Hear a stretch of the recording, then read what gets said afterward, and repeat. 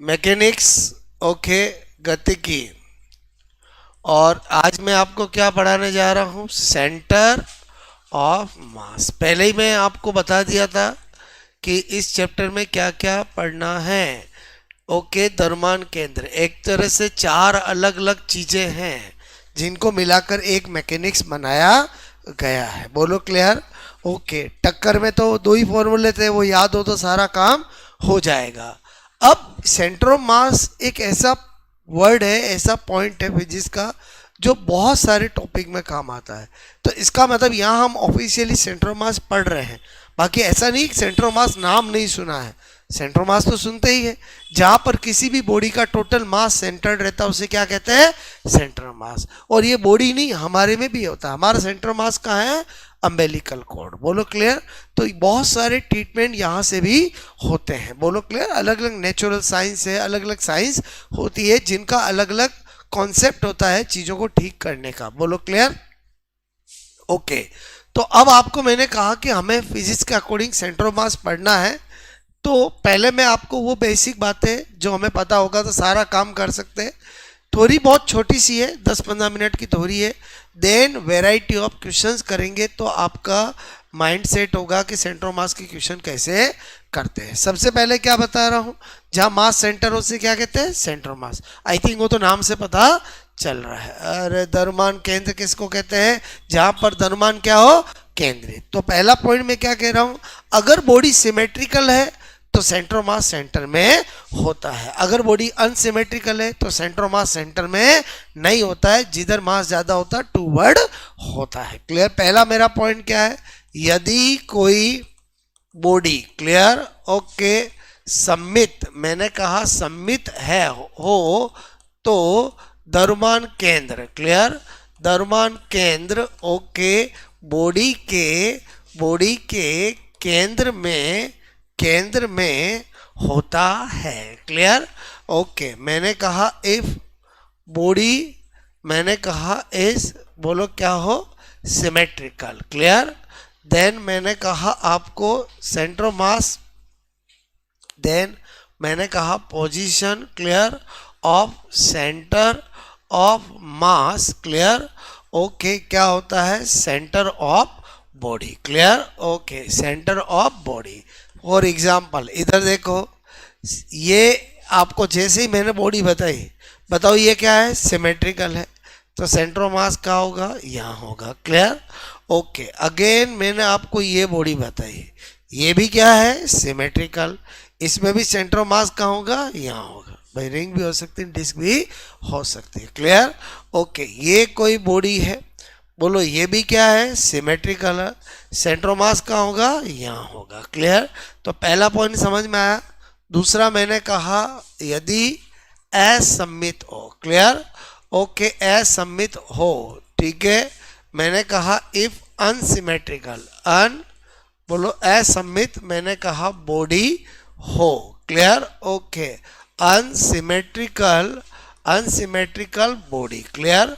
Then क्या होता है, द्रव्यमान, मैंने कहा केंद्र, क्लियर, उस ओर मैंने कहा होता है जिस और, क्लियर, क्या हो, जिस और द्रव्यमान ज्यादा हो। क्लियर।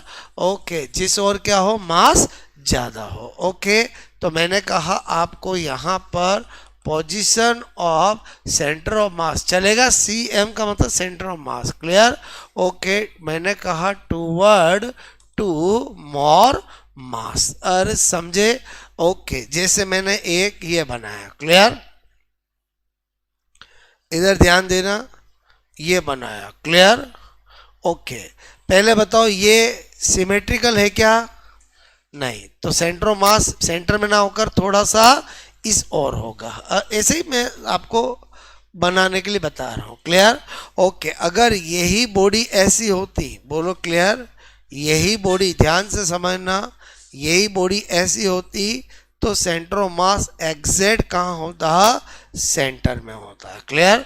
लेकिन अनसिमेट्रिकल है तो किस और होगा, जिधर मास ज्यादा होगा, ये बताने के लिए। क्लियर। चलो नंबर 3, दो सिंपल बातें समझ में आ गई, बोलो आपको क्लियर? ओके, पहले एक बार सुनो मैं क्या बताना चाह रहा हूं। मैंने कहा कि सेंटर ऑफ मास, द्रव्यमान, ओके, केंद्र, केंद्र बाह्य बल, ओके, बाह्य बल से अप्रभावित रहता है, क्लियर? यानी मैंने कहा कि सेंटर ऑफ मास, क्लियर, मास मैंने कहा नॉट अफेक्टेड, ओके, बाय, मैंने कहा by external, okay, external force, clear? Okay, बोलो कभी भी बाह्य बल पे डिपेंड नहीं करता है। इसका मतलब हुआ कि according to Newton, clear, Newton ने हमें क्या कहा था? न्यूटन के अनुसार, न्यूटन के अनुसार न्यूटन ने कहा था कि F external is equal to होता है delta P upon delta T, clear? लेकिन सेंटर ऑफ मास के केस में तो इस पे डिपेंड ही नहीं करता है, यानी जीरो, कोई चीज डिपेंड नहीं करती मतलब क्या हुआ? जीरो। तो delta P upon delta T, तो delta P is equal to क्या हो जाएगा? जीरो। तो P इज इक्वल टू क्या हो जाएगा? कांस्टेंट। इसका मतलब हुआ कि अगर मैं यहाँ पर ऐसा लिख सकता हूँ कि बोलो आपका यहाँ पर, बोलो मैंने कहा m total is equal to VCM is equal to M1 V1 plus M2 V2, okay, plus मैंने कहा जितने भी पार्टिकल है M3 V3 सो ऑन। और समझे ऐसा कर सकते हैं? बोलो आप पहले बताओ, कर सकते नहीं कर सकते? तो इसका मतलब हुआ कि अगर VCM सेंटर ऑफ मास की वेलोसिटी का फॉर्मूला क्या बनेगा?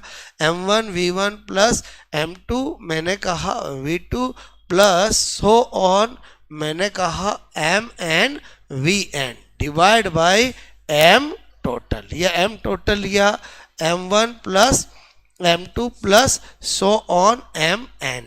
और मैं ये कैसे बना रहा हूं, समझ में आया? बोलो आपको क्लियर? इसका मतलब अगर मुझे किसी बॉडी के अंदर बोलते 4 पार्टिकल है और उनका मास इतना इतना है, उनकी वेलोसिटी इतनी इतनी है, और पूरी बॉडी का मास इतना है, तो सेंटर ऑफ मास की वेलोसिटी निकाल सकते हैं, ओके? ये मैंने VCM बताया। पहले बताओ VCM का मतलब क्या हुआ? Velocity of centre of mass, okay. ये VCM क्या हुआ? वेलोसिटी, ओके, ऑफ मैंने कहा centre of mass, clear? Okay, मैंने कहा द्रव्यमान केंद्र, क्लियर? ओके, के वेग, बोलो आपका वेग, क्लियर? का वेग का सूत्र बताया मैंने, क्लियर? अच्छा, ये बताया तो फिर तो नंबर 4 अगर मैं यहाँ पर ACM करूंगा तो क्या आएगा?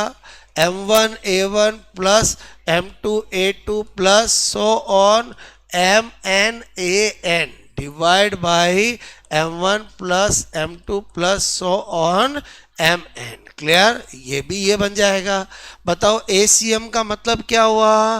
द्रव्यमान केंद्र, ओके, का मैंने कहा त्वरण, क्लियर? ओके, क्या बोला मैंने? एक्सीलरेशन, बोलो एक्सीलरेशन ऑफ सेंटर ऑफ मास। अच्छा, फिर तो RCM करूंगा तो क्या होगा? M1 R1 plus M2 R2 plus so on MN RN, clear? Divide by M1 plus M2 plus मैंने कहा सो ऑन, अब बोलो आपका MN, क्लियर? अच्छा, RCM का मतलब क्या हुआ? Position, clear, of centre of mass, clear? Okay, actually मैं अंदर की बात बताऊं तो यही पॉइंट हमारे काम का, द्रव्यमान केंद्र की स्थिति। क्योंकि चाहे मैं कितनी भी वैरायटी का क्वेश्चन करा दूं, क्वेश्चन एक ही आता है, किसी भी बॉडी में इंफॉर्मेशन दे रखी है, सेंटर ऑफ मास की पोजीशन क्या होगी। ऊपर के 4 पॉइंट हमारे एज सच कोई काम के नहीं है, लेकिन थ्योरेटिकली काम के हैं।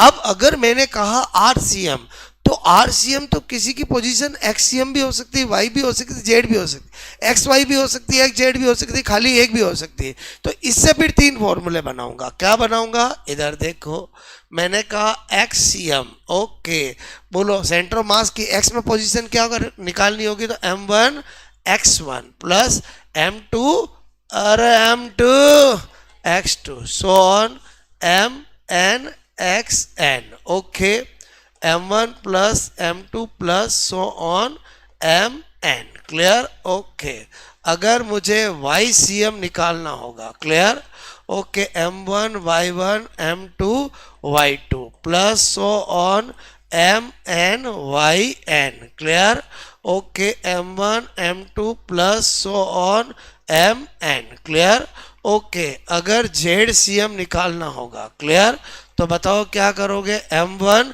z1 m2 z2 plus so on ये सारी चीजें मैं यूज कर करके आपको भी सिखाऊंगा ये तो थोड़ी बता रहा हूँ clear okay mn zn clear divide by m1 plus m2 plus so on मैंने कहा mn दैट्स ऑल ये तीनों हमारे काम आएंगे और तीनों निकालने के बाद उसको क्या कह देते हैं आर सी एम बोलो क्लियर थ्योरी खत्म बोलो इसके अलावा सेंट्रो मास में कोई थ्योरी होती ही नहीं है लेकिन सेंट्रो मास के क्वेश्चन करने के लिए कोऑर्डिनेट बनाने आने चाहिए यानी वापस मैं आपको 10th क्लास में लेके जाऊंगा जब बचपन में आपको ग्राफ बनाना होता था और ग्राफ में आपको एक्स वाई जेड पे पोजीशन बनानी पड़ती थी देखो कैसे चलो एक बार ये 6 पॉइंट नोट कर लो फिर मैं आपको कोऑर्डिनेट बनाना सिखाता हूँ क्लियर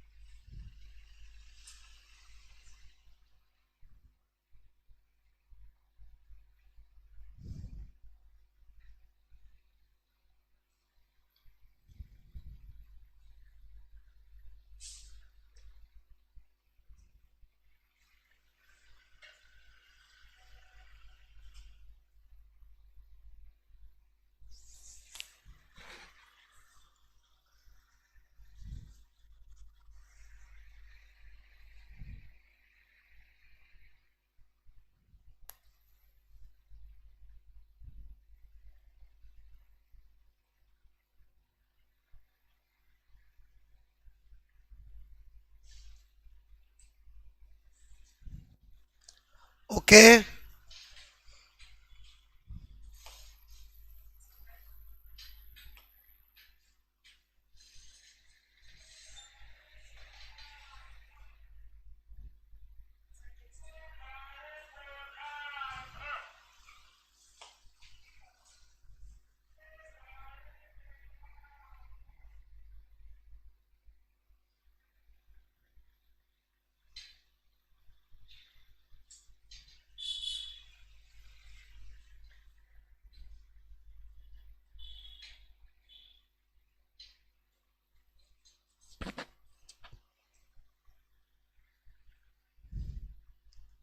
โอเค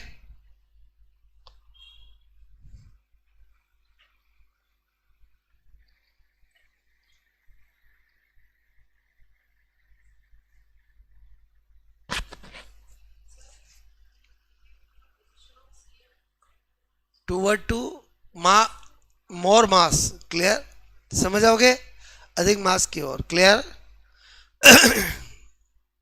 ऐसे डायग्राम में दिखाया मैंने सैंपल बोलो आपको क्लियर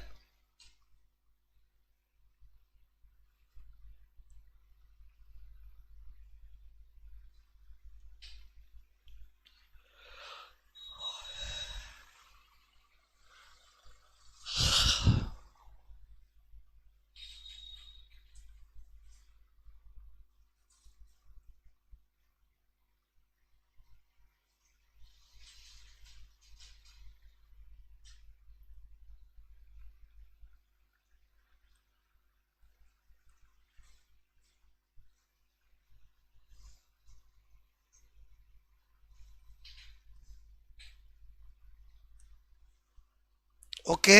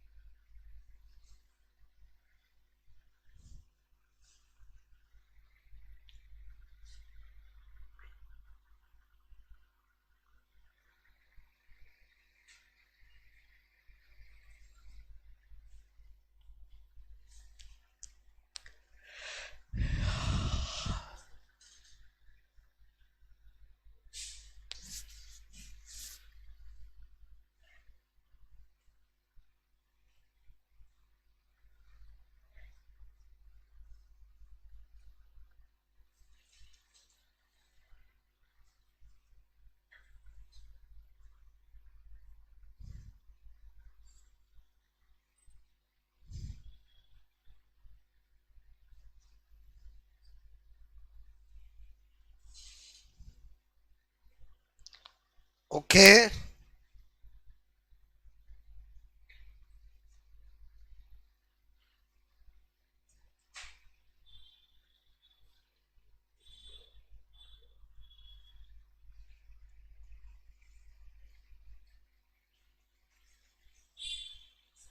हाँ गुड कौन सा ये वाला मैंने कहा सेंटर मास एक्सटर्नल फोर्स पे डिपेंड नहीं करता है मतलब सपोज दैट आपसे मैंने कहा कि मैं ये एक बॉडी है सिमेट्रिकल अगर इसका सेंट्रोमोर यहाँ है तो मैं इसको कभी मूवमेंट कराऊं कुछ भी कराऊं तो सेंट्रो मास तो वही रहेगा हम हमारा सेंटर मास यहाँ है तो हम बोलो कभी चले सेंटर मास ऊपर नीचे थोड़े वही रहता है बोलो तो सेंटर मास कभी एक्सटर्नल फोर्स पे डिपेंड नहीं करता है तो आपका न्यूटन ने कहा था कि F external is equal to change of delta P upon delta T okay तो इसका मतलब हुआ इसमें एफ एक्सटर्नल का रोल ही नहीं है तो उसको जीरो कर दिया तो delta P upon delta T तो डेल्टा टी इधर जाएगा तो जीरो से डेल्टा टी मल्टीप्लाई होगा तो जीरो हो जाएगा तो डेल्टा पी जीरो का मतलब क्या हुआ संवेग में परिवर्तन ओके वो क्या हुआ जीरो तो संवेग क्या हुआ मोमेंटम क्या हुआ कांस्टेंट और मोमेंटम कांस्टेंट होने का मतलब क्या होता है m1 v1 is equal to m2 v2 यानी मेरे कहने का मतलब है टोटल मास और velocity of centre mass equal to जितने भी पार्टिकल है उनका वेलोसिटी और उनका मास समझे फिर ये मैंने फॉर्मूला बनाया डायरेक्ट लिखता तो समझ में नहीं आता कि ये फॉर्मूला कैसे आया और इसको बेस बनाकर सबका मैंने बता दिया और समझे बोलो क्लियर मेरी बात समझ में आई डायरेक्ट लिखता मैं V C M equal to M one V one plus M two V two divide by M one plus M two A C M तो वो फिर क्या आपको समझ में आता कि ये चाहे चीजें आई कहाँ से और एक बार तो बेस बनाना ही पड़ेगा ना मुझे आपको क्लियर ओके ये वी सी एम मतलब सेंटर मास की वेलोसिटी एसीएम सेंटर मास का एक्सीलरेशन आरसीएम सेंटर मास की पोजीशन और कोई भी बॉडी होती है तीन ही कंपोनेंट होते हैं और समझे बोलो क्लियर ओके ये बात समझ में आई बोलो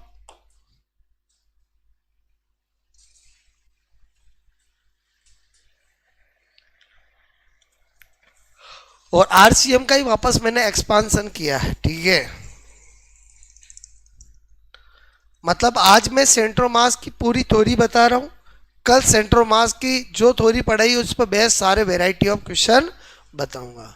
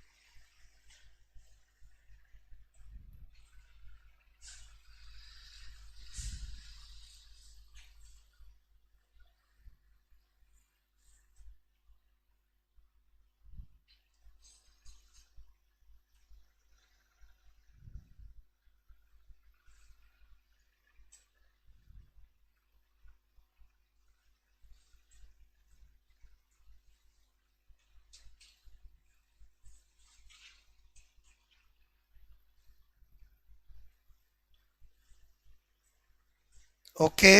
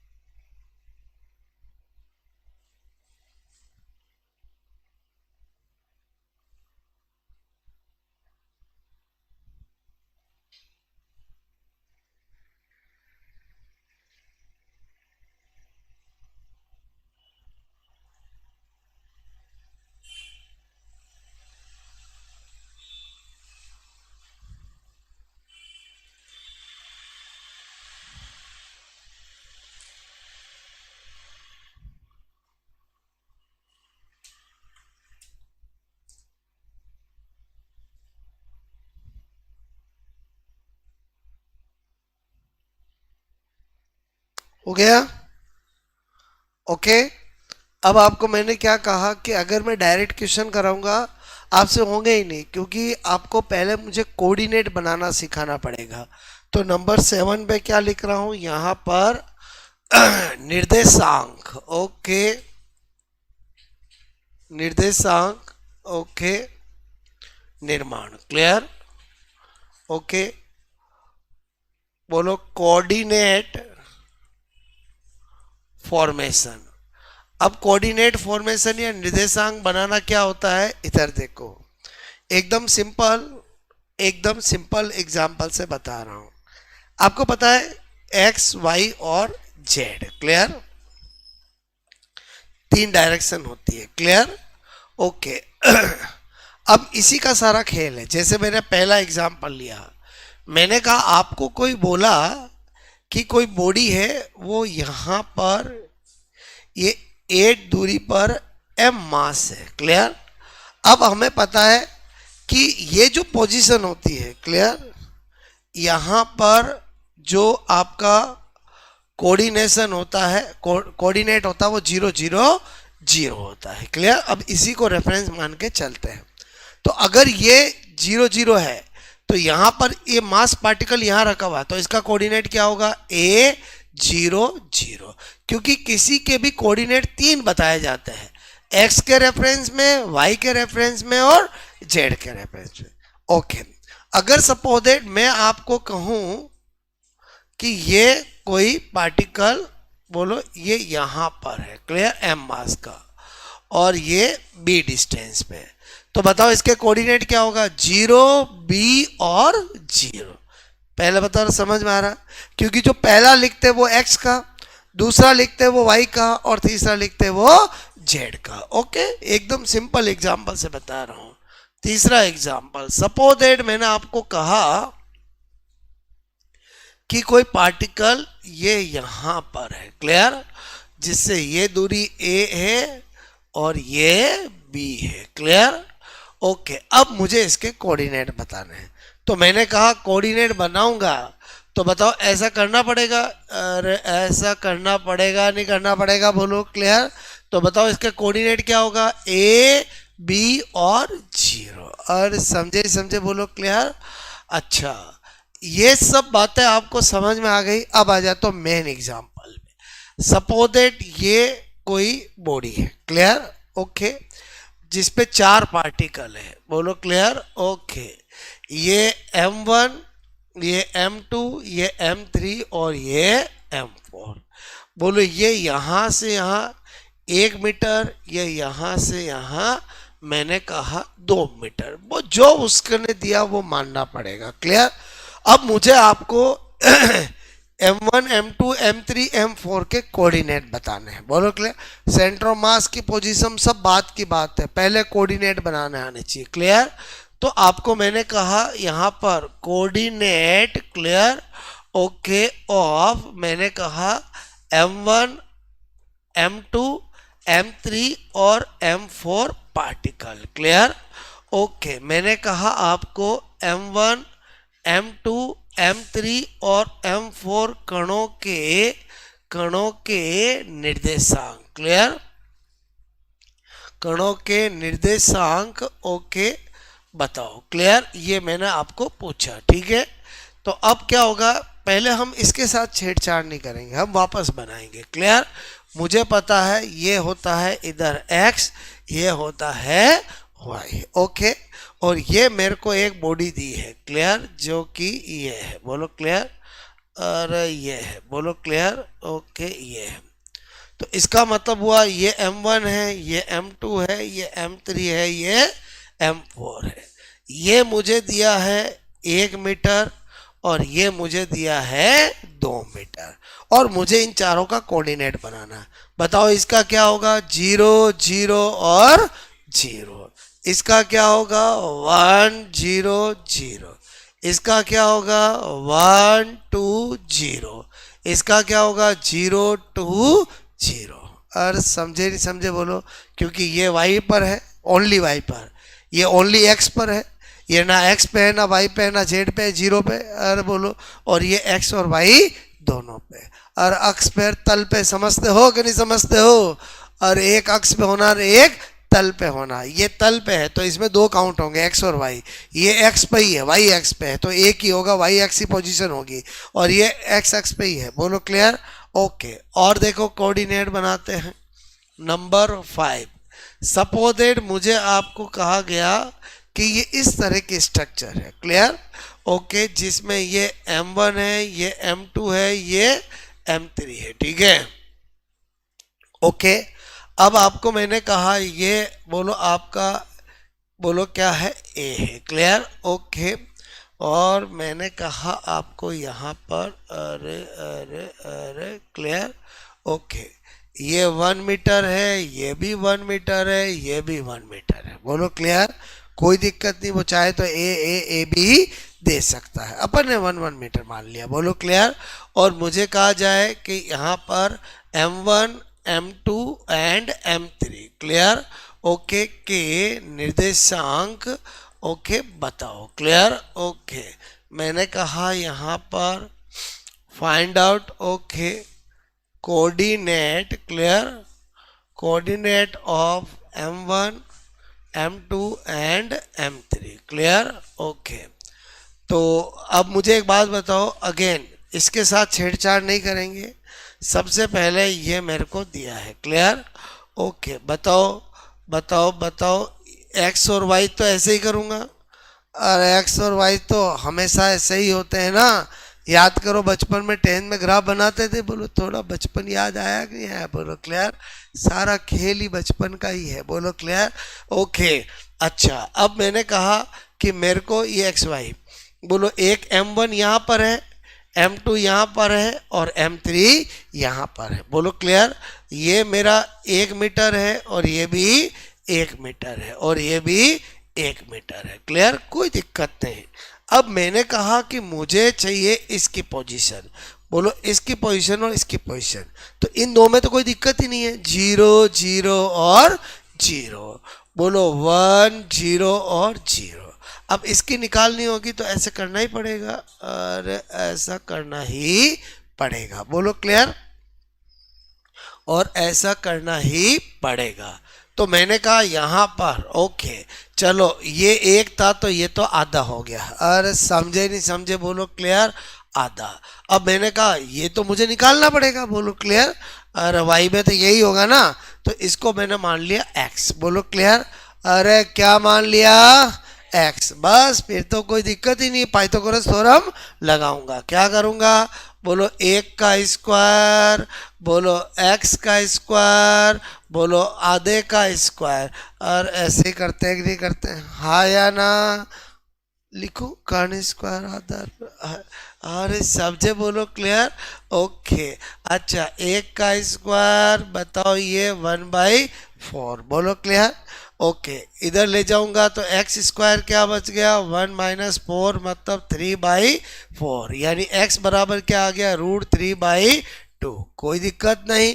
बोलो यहाँ पर क्या लिख दूंगा, √3/2 और 0। अब तो कोऑर्डिनेट बनाने आया है कि नहीं आया, सारा खेल कोऑर्डिनेट बनाने का है। सेंटर ऑफ मास का क्वेश्चन करना है तो कोऑर्डिनेट बनाने आने चाहिए, कोई दिक्कत नहीं आने वाली आपको कल क्वेश्चन करने में। पहले बताओ, देखो कोऑर्डिनेट भी बनाना मैंने सिखाया तो आपने देखा मैंने सबसे सिंपल और समझे, बोलो यहीं पर मास को रख दिया तो क्या था, 0 0 0, फिर मास को यहाँ रखा, फिर यहाँ रखा, क्लियर, और फिर मैंने आपको ये करा है। और समझे समझे, आई होप समझ में आई मेरी बात, क्लियर। ओके, क्या है समझ में, बोलो। ये कल आपको सबको अच्छे से आना चाहिए, तो मैं थोड़ी बता दी सेंट्रो मास की, लेकिन वैरायटी ऑफ क्वेश्चन एग्जाम में कैसे आएंगे वो कल कराऊंगा मैं, क्लियर। ऐसा कभी लाइफ में किया कि नहीं किया, बोलो। अरे किया होगा ना, ठीक है।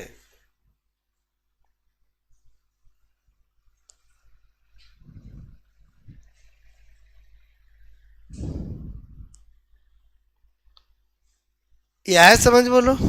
ओके।